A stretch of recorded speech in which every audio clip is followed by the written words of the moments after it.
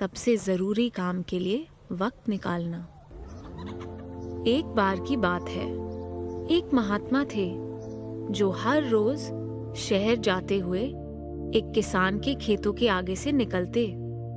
वह किसान को सुबह से शाम तक खेतों में अपनी फसल की देखभाल में लगा देखते। एक दिन वह किसान से बात करने के लिए रुक गए। मेरे दोस्त, आज का दिन शुभ हो, महात्मा ने कहा।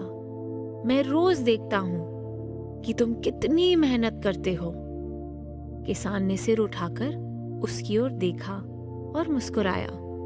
जी, उसने कहा, मुझे परिवार की परवरिश के लिए बड़ी मेहनत करनी पड़ती है। महात्मा ने सिर हिलाया। मैं समझ सकता हूं। क्या कभी अपने लिए वक्त निकालने के बारे में सोचा है? कभी वक्त निकालकर अपना काम करने का ख्याल मन में आया है? मेरा अपना काम? इससे आपका क्या मतलब है? किसान ने अपनी कुदाल नीचे रखकर सीधे खड़े होते हुए पूछा। मैं अपना काम ही तो कर रहा हूं। मैं अपने छोटे बच्चों की परवरिश के लिए इतनी मेहनत करता हूं। मैं पूरी कोशिश करता हूं कि मैं परिवार की जरूरतें पूरी कर सकूं।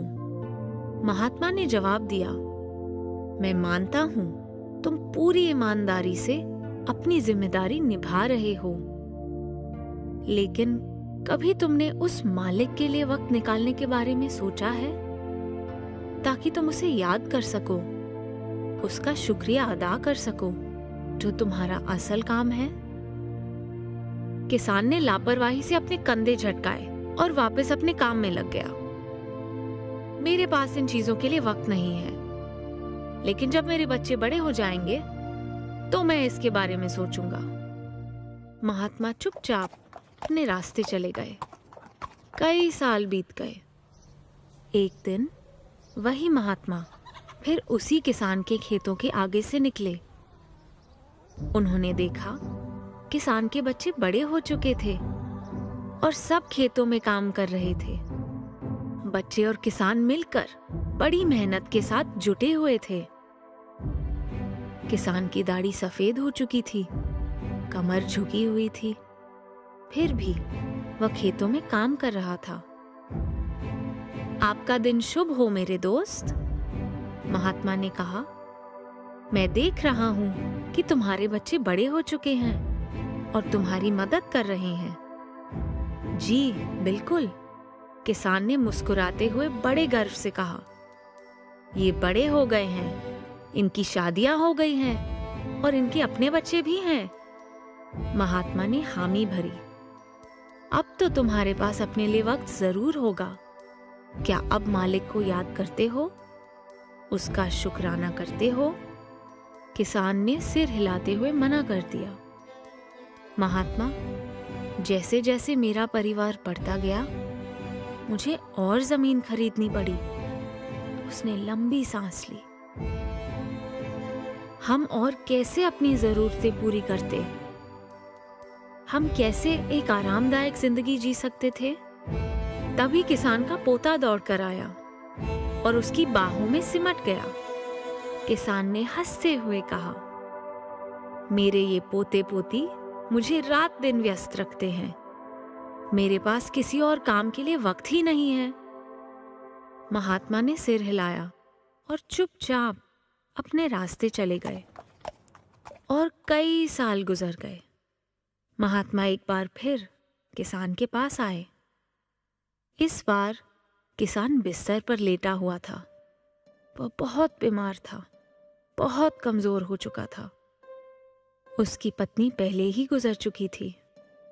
बाकी परिवार वहीं था, लेकिन सभी अपने अपने कामों में लगे हुए थे। किसी के पास किसान के साथ बैठने के लिए वक्त नहीं था।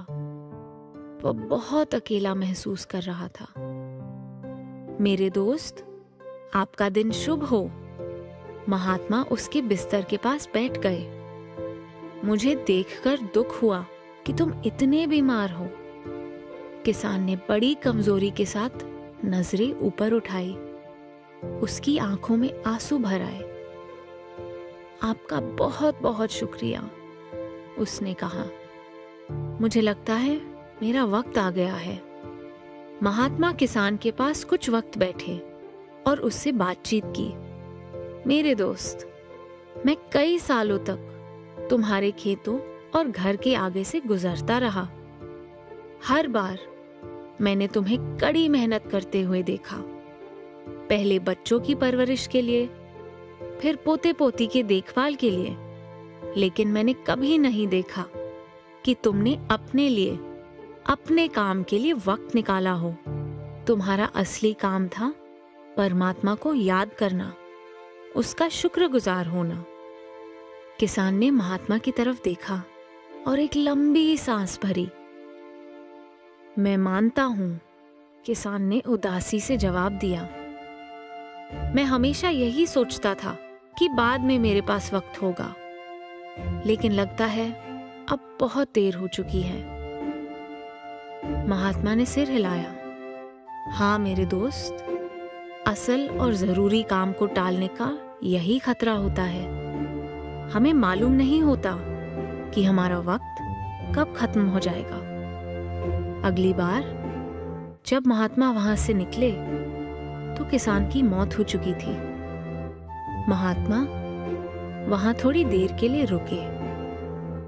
किसान के खेत खलिहानों को देखते हुए वह सोच रहे थे कि जिंदगी का कोई भरोसा नहीं, कितनी जल्दी खत्म हो जाती है, कितना आसान है इस कीमती मौके को हाथ से खो देना।